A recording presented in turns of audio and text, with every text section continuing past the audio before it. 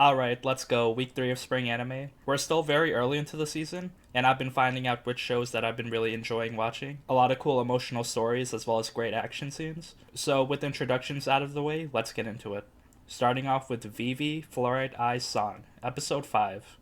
So, we're deep into the timeline fixing plot again. We have another 5-year time skip after the previous episode where, the space hotel crashed. Vivy took out Elizabeth. Vivy keeps performing, she's getting more popular. More people listen to her sing. She seems to be more comfortable on stage, having new outfits, new poses, as well as just getting more successful.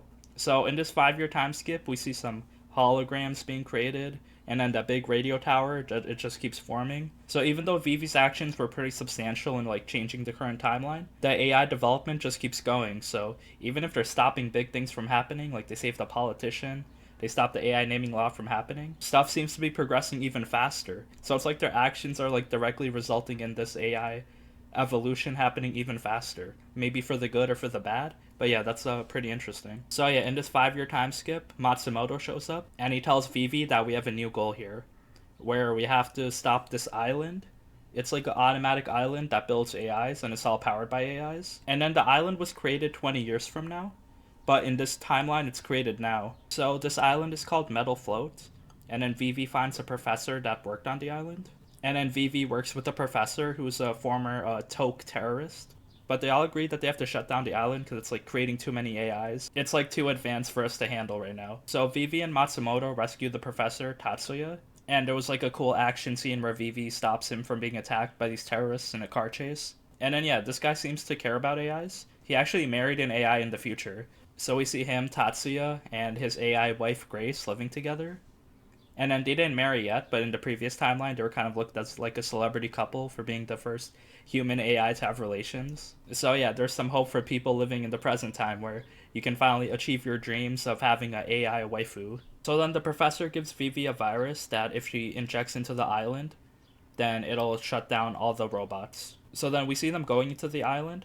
They look like normal cylindrical robots. Their job is only to work here, so they don't have humanoid features. But we can see that they do have emotions in them. They want to kind of open up this island to people. So while Vivy and Matsumoto are taking the tour with them, the island gets an alarm because they're getting attacked by the terrorist group. And then Matsumoto says we can't have the AIs and humans fighting right now, it's too early. So then Vivy takes the time to inject that virus she got from the professor onto one of the robots, and it basically shuts down the whole island.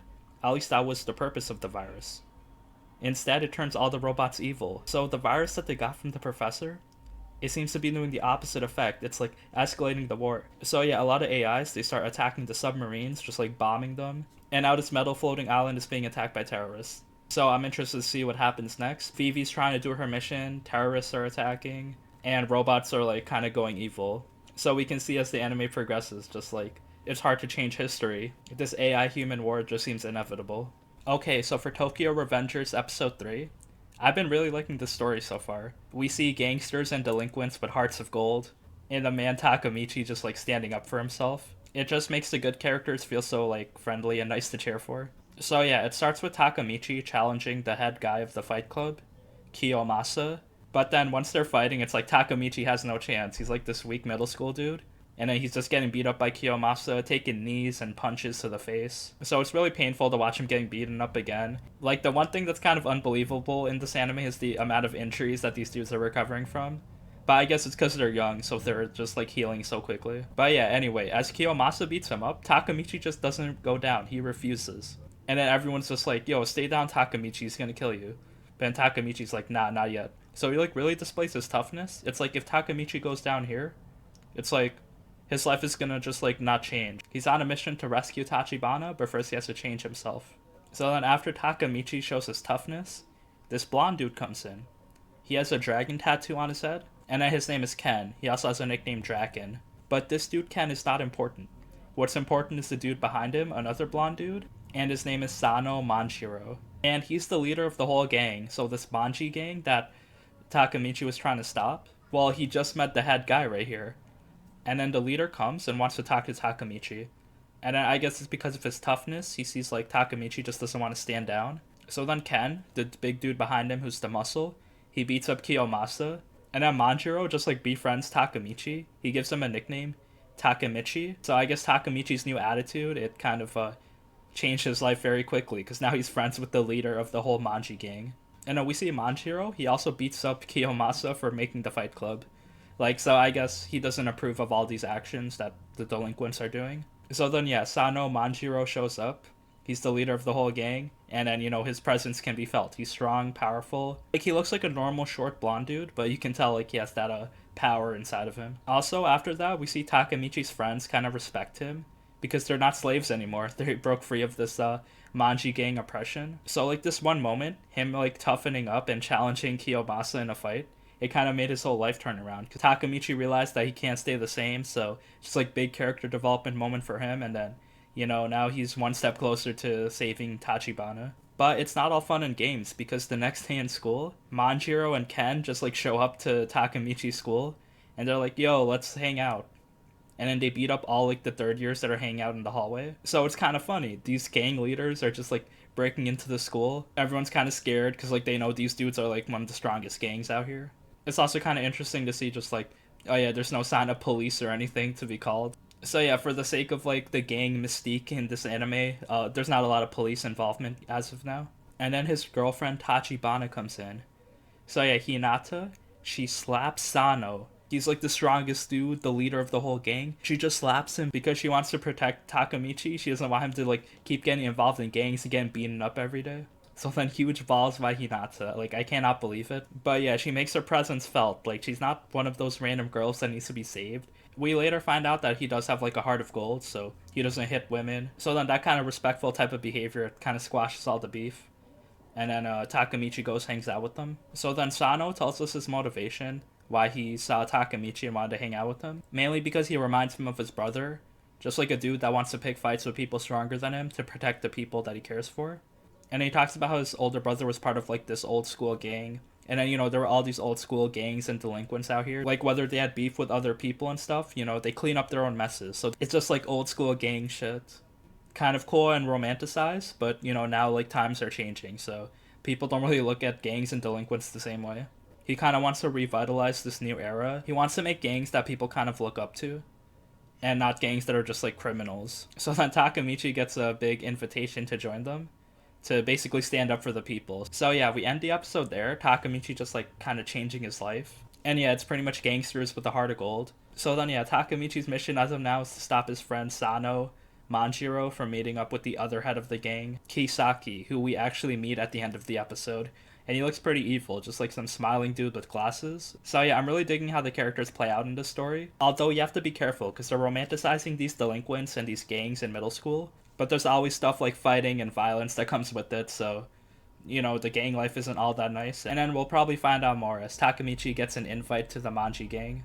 Okay, so for 86 episode 3, this episode was called I Don't Want to Die. So, yeah, it was called that for a good reason. Pretty nice emotional episode. And it starts out with the Spearhead group. We see them hanging out, talking, chilling in the river, talking about love, life, everything. So it's, like, really humanizing the Spearhead group. They're kind of hammering this point home. These 86ers are people, and there's, like, huge racism between them and the normal people of the San Magnolia country. We see a lot of cool characters. Some of the more important ones are this girl Karina, who has red hair, and she's kind of jealous how Shin and Lena are, like, just talking to each other every day in the para-raid meeting. And it's because of her parents. They were murdered by, like, the silver-haired people. And then we meet another girl, Kaie Kirishibalute, who has black hair, and then she's kind of blunt and to the point, but she also has, like, a good sense of humor. So then, yeah, the Spearhead group and Lena, they're talking, telling each other about, like, how they've been living their life, their animals that they have, and, battle strategies. And Lena wants to try hard to protect the Spearhead group. Like, they're going on a lot of missions. It's been, like, 2 weeks so far. No one has died. And then, yeah, Lena just wants to try her best. So she's looking for updated maps that she could use to kind of, like, help guide them better. And then, yeah, she finds one with her researcher friend. So, yeah, everything's good so far. Just showing their lives before, like, their mission happens. And how Lena talks to them through the para-raid every day still. But then we see, like, the racism is very strong. Lena sees that inequality is not right, but it's kind of hard for the 86ers to sympathize with her. So it's like the age-old question, how do you end racism? But then Kaie tells her that there's, like, good people and bad people in the 86ers. The same with San Magnolia. There's good and bad people everywhere. So yeah, we don't know how to end racism as of now, but the war goes on. So there's a final mission to end off the episode.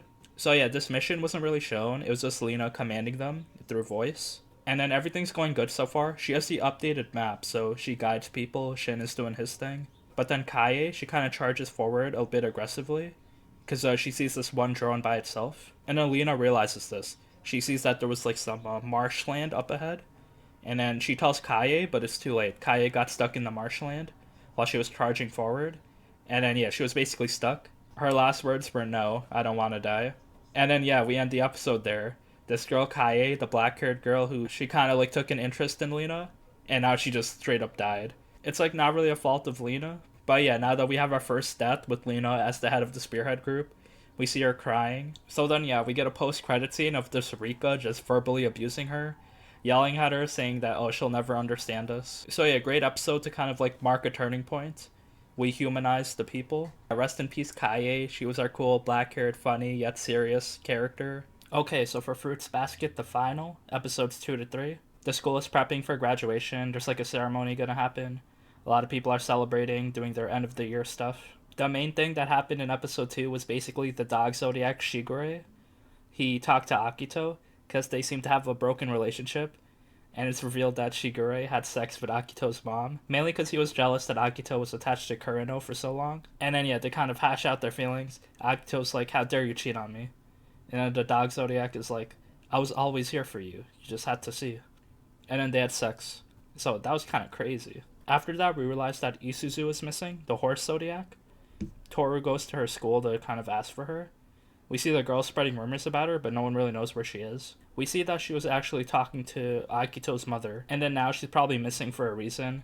So I wonder what her and Akito's mom are going to plan out. After that, in episode 3, after they're doing graduation stuff, we see Yuki and Machi talk, and then we get kind of Machi's whole backstory on why she hates orderly things, why she feels the need to like trash and destroy rooms all the time. So pretty much she hates perfect things because her mom kind of ruined her childhood. She basically forced Machi to study all the time, just be like this monotonous single thing. Don't show your feelings or anything, just like try to be perfect. And then once her mom gave birth to her little brother, she heard the other moms talking shit about her, like, I'm glad you had a new child because Machi was like kind of weird.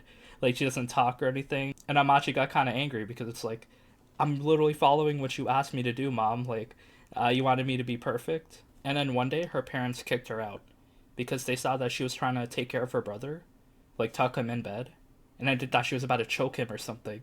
So it's like huge misunderstanding. She couldn't really explain herself because the parents already made up their mind. And yeah, now she kind of like has a ruined childhood and got kicked out of the house by her parents, which was all of like no fault of her own. So yeah, she tells Yuki about this and they kind of like develop their relationship a lot more. Yuki kind of like consoles her, tells her that, you know, no matter what happened in your childhood, you don't have to worry about that now. She kind of has like severe OCD. So if she sees perfectly like organized things, she has to kind of like break them or disorder them. So then Machi and Yuki are about to kiss, but then they get interrupted. Also, after that in school, one of the stalker girls that was like in love with Yuki, she kind of admits her feelings towards him. And then he kind of cries and accepts her emotions, but like he obviously rejects her. So yeah, I'm really digging the graduation, end of school. Everything is like trying to be resolved. People are admitting their feelings and we're getting more reveals. Okay, so for To Your Eternity, episode 2, damn, the story keeps delivering.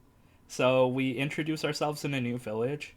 We see this girl, March, and she's like kind of a funny, understanding young girl that asks a lot of questions, wants to know more about the world, and wants to grow up and be an adult. And then the main thing here is that our girl, March, who's very exciting, very happy, very curious, she's sentenced to be sacrificed because this village has like yearly sacrifices where I guess, you know, they're killing little girls in order to appease like this mountain chupacabra or something. And it's very emotional because like this girl March, she doesn't want to cause trouble for everyone. If she runs away, they're just going to sacrifice someone else. So yeah, she has no other choice but to be chosen. So yeah, her parents are sad. One of the older girls that she hangs out with is kind of sad as well. But then the older girl helped her escape. So while they're like halfway through the mountain, she runs away into the forest. But then March comes across the immortal white-haired boy that we saw last episode. So he was just stumbling across the world. He didn't really know how to function as a human being. No one taught him how. So he just kept dying, kept peeing and shitting his pants. He didn't know how to eat, didn't know how to like get nutrients or anything. So my man is just constantly dying. He's an immortal though, so like the fact that he dies, he'll just like resurrect his body and start over again. He looks like a zombie. but then March sees them like fuse back into normal, and then they kind of have a friendship together. So yeah, I'm wondering where it'll go from there as we meet a new girl, March, and she's hanging out with our voiceless main character. Okay, so for Joran, the Princess of Snow and Blood, episode 4. Wow, what a fast-paced, action-heavy episode.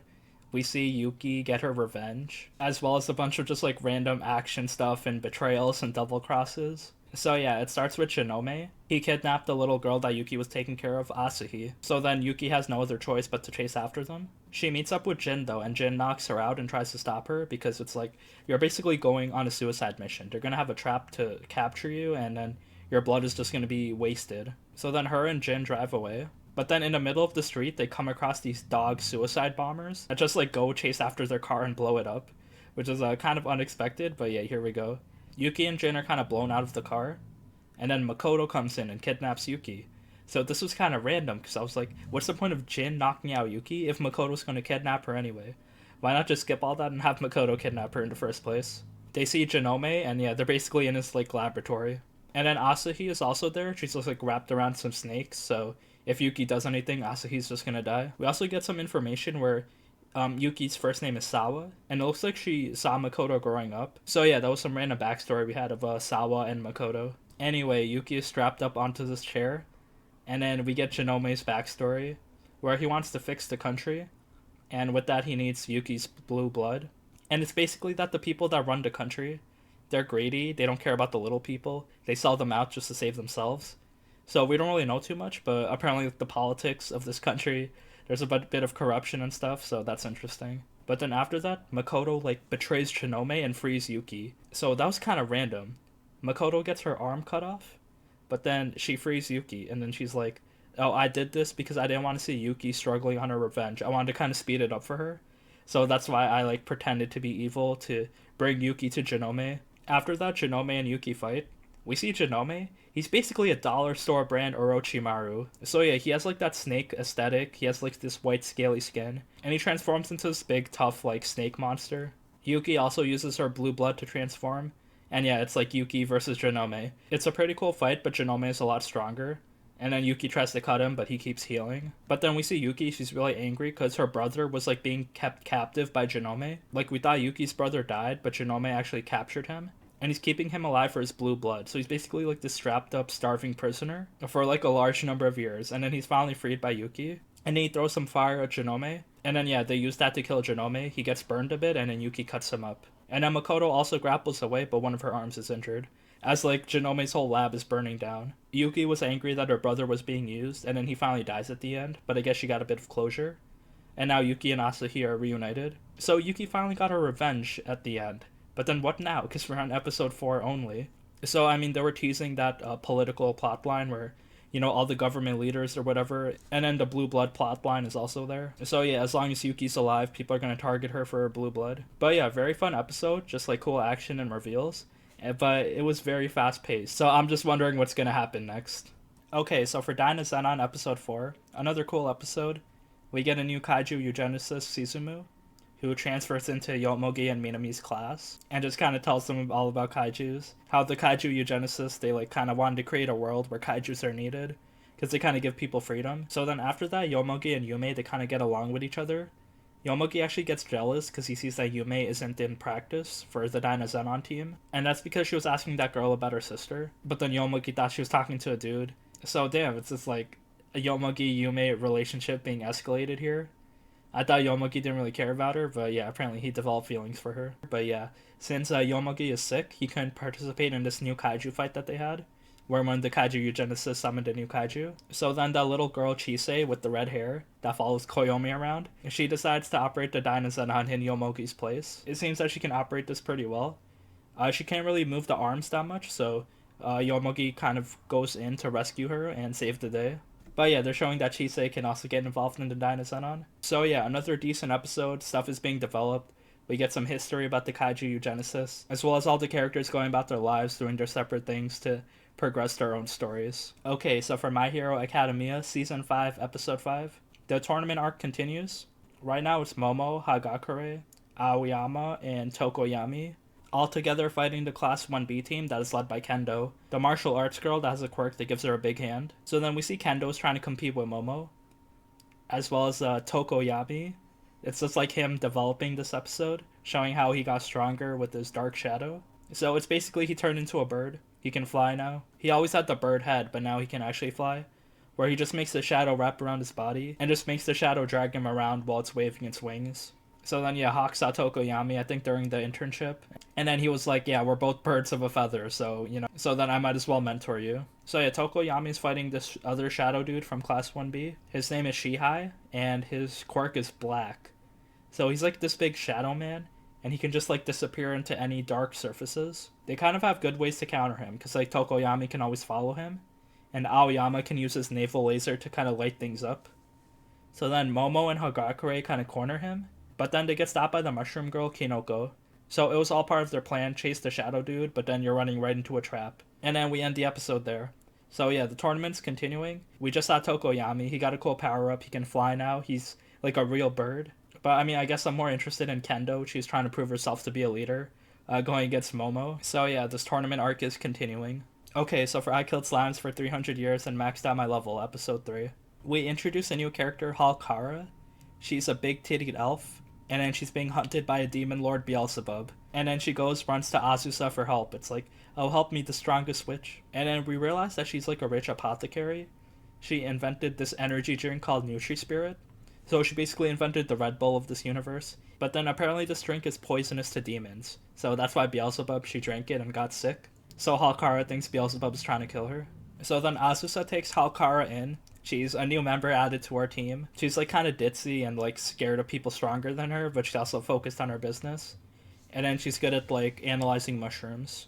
So yeah, they have some cool fun moments where her and Azusa are like collecting mushrooms and stuff, and then she eats the poison mushrooms. But then anyway, the thing is, the Beelzebub is a fly demon, and she's actually this waifu, this white-haired, horned fly demon. And then she was always following Halkara, and then she was like eavesdropping on them in the house. And then once they discover her there, Halkara thinks she's gonna kill her. Beelzebub is about to fight with Azusa, but then she accidentally flies close to the barrier that Azusa made around her house, and that kind of weakens Beelzebub and knocks her out. So they were about to fight, but then the fight got interrupted because Beelzebub bumped into the barrier. And then Azusa starts healing her, and then it's all good. So we realized that the energy drink, it's not poisonous to demons. Demons actually like it. But then the rumor that got spread was that Beelzebub kept drinking a lot of it one day when she was like pulling an all-nighter, and then she got sick from like lack of sleep, not from the actual energy drink. And then she was chasing after Halkara because she wanted more of the energy drink to give to all of her demon underworld people. So she just wants like a bulk supply of it. So yeah, it was all a misunderstanding. Energy drink was not poisonous. And then, yeah, we see two new characters, Beelzebub and Halkara. So we'll probably see them making appearances in this season. So then, yeah, after all that story happened this episode, we get a little ending bomb being dropped, where Laika the dragon, she's saying, oh, I'm gonna leave back to my homeland. So yeah, just as our family is being set up in this big house, the episode ends there. I'm curious if she's actually leaving, what's gonna happen, because, you know, it's pretty sad to see her gone. So I'm really interested to see where Azusa's adventures take her next. Okay, and now to end it off with Ijiranaide Nagatoro-san, episode 3. So yeah, the first skit we had in this episode was her stripping in front of him in the art room. And then she reveals that she was wearing her swimsuit. And then you start teasing him, oh, you thought I was naked? After that, we get another skit where it starts raining. And then Nagatoro and the senpai are caught in the rain. And then she invites him to her house. And then her parents are at home, so, you know, what are they gonna do? Well, they're playing games, video games. It looks like they're out here playing some Tekken. Nagatoro picks this cat lady, and the senpai picks a swordsman. And then it looks like Nagatoro's just straight up button mashing. And while the senpai, he's very cultured, so he knows all the combos, and then he easily beats Nagatoro. So this is the first time he kind of has his revenge on her. So he's really savoring this moment, just beating her in a fighting game. But the thing is, Nagatoro finds a way to cheat by just blowing in his ear and distracting him. Yeah, she fires back with the dirty plays. And then, yeah, he finally goes home, but it was kind of funny seeing Nagatoro straight up invited him to his house, teased him, played some video games. After that, they meet up in the cafeteria, and then Nagatoro invites him to sit with them in the lunch table. The thing is, Nagatoro's with her other two friends that are kind of like Mean Girls-esque. They have blonde and orange hair and start insulting the senpai. Nagatoro's just sitting there. And then, yeah, she kind of agrees with it, but we see how kind of cringe Nagatoro's behavior is to outside people. It's like, you can tease him one-on-one, but when you're with other people, it's like you're straight up a couple. And then, yeah, when one of the girls tries touching the senpai's head, because Nagatoro was touching his head, She just looks like, nah, don't touch my mans. So yeah, her true colors are finally revealed. She's very attached to this dude. The other girls kind of realize, and then the senpai is just sitting there, but then he realizes that, yeah, I gotta stop this. So he stands up and screams, Nagatoro was not my girlfriend. And he doesn't really say anything after that. But yeah, I guess that was kind of interesting, him standing up for himself. And then we end the episode with Nagatoro trying to teach him to kind of retaliate. If someone talks shit to you, you gotta hit them. But then he misses and hits her boobs instead. And then she's like, oh, good job. Okay, I didn't expect you to hit me there, but, you know, you hit me. So then, yeah, a ton of teasing, but then a ton of, like, relationship developments as well this episode.